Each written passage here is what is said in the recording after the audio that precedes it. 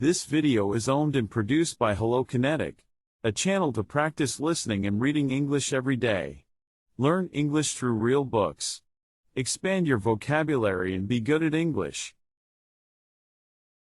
Chapter 20. The car was close by when they came out, but Earl was gone. He had stopped the car, cut the lights, and walked back towards the big cabin without saying anything to me. He was still whistling, groping for some half-remembered tune. Wade climbed carefully into the back seat and I got in beside him. Veringer drove. If his jaw hurt badly and his head ached, he didn't show it or mention it. We went over the ridge and down to the end of the graveled drive. Earl had already been down and unlocked the gate and pulled it open. I told Veringer where my car was and he pulled up close to it. Wade got into it and sat silent, staring at nothing. Veringer got out and went round beside him. He spoke to Wade gently. "About my $5,000, Mr. Wade. The check you promised me." Wade slid down and rested his head on the back of the seat. "I'll think about it." "You promised it. I need it." "Duress, the word is, Veringer, a threat of harm. I have protection now." "I fed and washed you," Veringer persisted. "I came in the night. I protected you, I cured you, for the time being, at least." "Not $5,000 worth," Wade sneered. "You got plenty out of my pockets." Veringer wouldn't let go. "I have a promise of a connection in Cuba, Mr. Wade. You are a rich man. You should help others in their need. I have Earl to look after. To avail myself of this opportunity I need the money. I will pay it back in full." I began to squirm. I wanted to smoke, but I was afraid it would make Wade sick. "Like hell you'd pay it back," Wade said wearily. "You won't live long enough. One of these nights Blue Boy will kill you in your sleep." Veringer stepped back. I couldn't see his expression, but his voice hardened. "There are more unpleasant ways to die," he said. "I think yours will be one of them." He walked back to his car and got into it. He drove in through his gates and was gone. I backed and turned and headed towards the city. After a mile or two Wade muttered, "Why should I give that fat slob $5,000? No reason at all. Then why do I feel like a bastard for not giving it to him? No reason at all." He turned his head just enough to look at me. "He handled me like a baby," Wade said. "He hardly left me alone for fear Earl would come in and beat me up. He took every dime I had in my pockets." "You probably told him too. You on his side?" "Skip it," I said. "This is just a job to me." Silence for a couple of miles more. We went past the fringe of one of the outlying suburbs. Wade spoke again. "Maybe I'll give it to him. He's broke. The property is foreclosed. He won't get a dime out of it. All on account of that psycho. Why does he do it?" "I wouldn't know." "I'm a writer," Wade said. "I'm supposed to understand what makes people tick. I don't understand one damn thing about anybody." I turned over the pass and after a climb the lights of the valley spread out endlessly in front of us. We dipped down to the highway north and west that goes to Ventura. After a while we passed through Encino. I stopped for a light and looked up towards the lights high on the hill where the big houses were. In one of them the Lennoxes had lived. We went on. "The turnoff is pretty close now," Wade said. "Or do you know it?" "I know it. By the way, you haven't told me your name." "Philip Marlowe." "Nice name." His voice changed sharply, saying, "Wait a minute. You the guy that was mixed up with Lennox?" "Yeah." He was staring at me in the darkness of the car. We passed the last building on the main drag of Encino. "I knew her," Wade said. "A little. Him I never saw. Queer business, that. The law boys gave you the rough edge, didn't they?" I didn't answer him. "Maybe you don't like to talk about it," he said. "Could be. Why would it interest you?" "Hell, I'm a writer. It must be quite a story." "Take tonight off. You must be feeling pretty weak." "Okay, Marlowe. Okay. You don't like me. I get it. We reached the turnoff and I swung the car into it and towards the low hills and the gap between them that was Idle Valley. I don't either like you or dislike you, I said. I don't know you. Your wife asked me to find you and bring you home. When I deliver you at your house, I'm through. Why she picked on me I couldn't say. Like I said, it's just a job. We turned the flank of a hill and hit a wider, more firmly paved road. He said his house was a mile farther on the right side. He told me the number, which I already knew. For a guy in his shape he was a pretty persistent talker.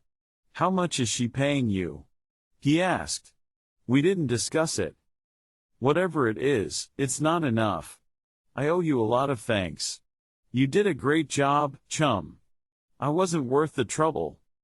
That's just the way you feel tonight. He laughed. You know something, Marlowe? I could get to like you. You're a bit of a bastard, like me. We reached the house. It was a 2-story over-all shingle house with a small pillared portico and a long lawn from the entrance to a thick row of shrubs inside the white fence. There was a light in the portico. I pulled into the driveway and stopped close to the garage. Can you make it without help? Of course. He got out of the car. Aren't you coming in for a drink or something? Not tonight, thanks. I'll wait here until you're in the house.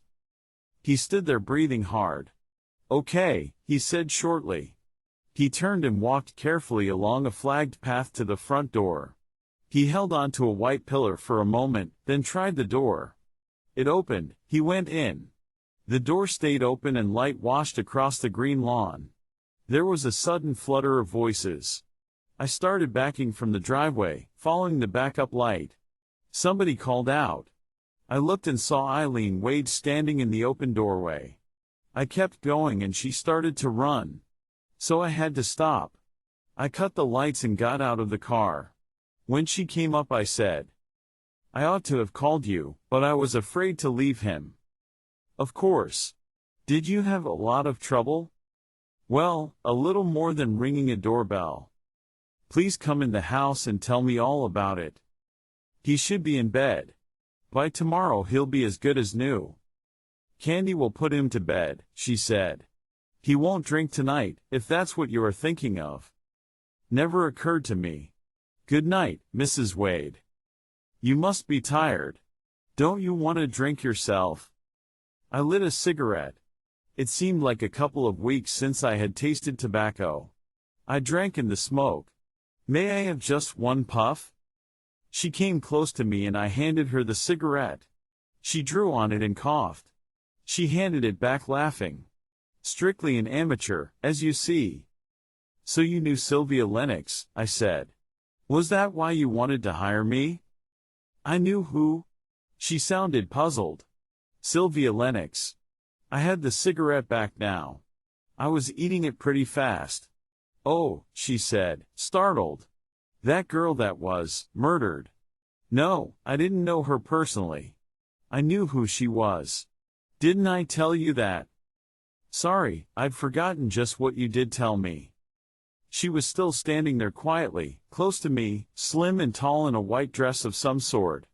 The light from the open door touched the fringe of her hair and made it glow softly.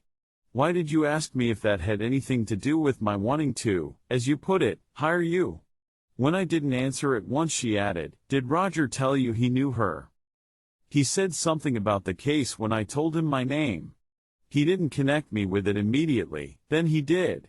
He talked so damn much I don't remember half of what he said. I see.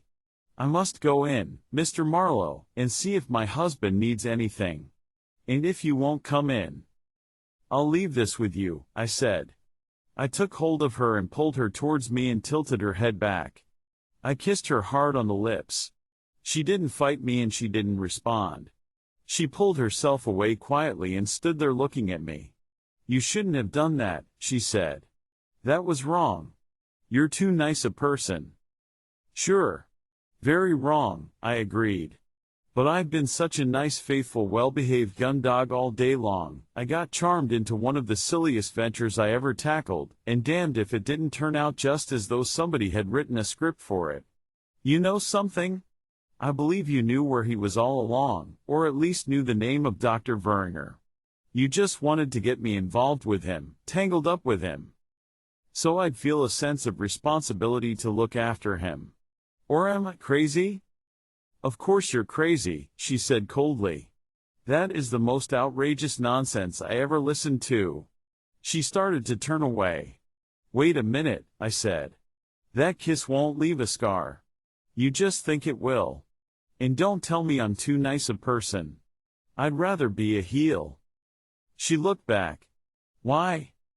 If I hadn't been a nice guy to Terry Lennox, he would still be alive. Yes? She said quietly. How can you be so sure? Good night, Mr. Marlowe. And thank you so very much for almost everything. She walked back along the edge of the grass. I watched her go into the house. The door closed. The porch light went off. I waved at nothing and drove away.